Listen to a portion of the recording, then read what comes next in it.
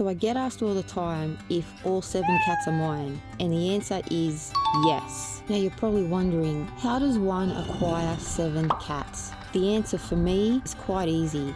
I used to volunteer for cat rescue. Although not all of my cats are foster fails, I've actually only adopted 3 of my 7 cats: Rupert, Boo, and Hondo.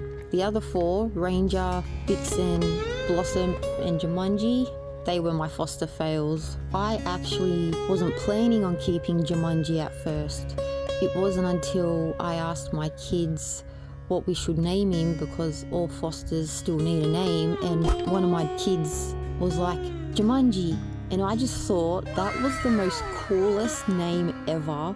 And I'm like, oh my god, I need to keep him, because if anyone adopts him, they're probably not going to keep his name, and it's too cool of a name to risk that. I'm more of a long-haired cat person, but he was pretty cute, even though he hates me now, but I still love him.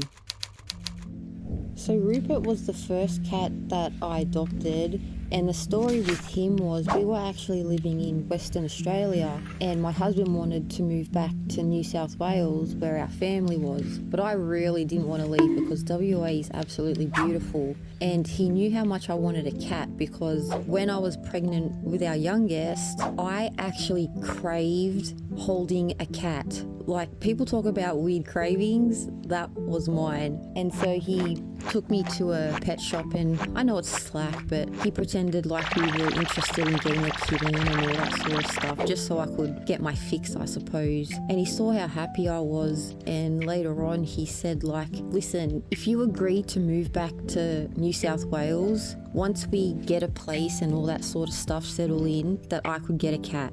I still didn't want to leave, but I agreed. And so we get to New South Wales, get to our own place, and then my sister-in-law sends me this Facebook post of this cat named Rupert, and as soon as I saw him, I was like, that's it, I need him. So, and he was from the local shelter. So the next morning we went to go see him and pick him up, and they brought him out, and my first thought was, wow, he's a lot bigger than I thought he would be. I think they had him listed as 3 weeks, sorry, not 3 weeks, 3 months old, but I think he was closer to 4. But it didn't matter, he was still so cute. And so I got him and brought him home, and I kept his name because how cute, Rupert, seriously. He was really shy at first. He's actually pretty shy now still, but he's a lot better. And it was probably a couple of months of just him being around or hiding during the day, and then one night he just came and jumped up on the bed,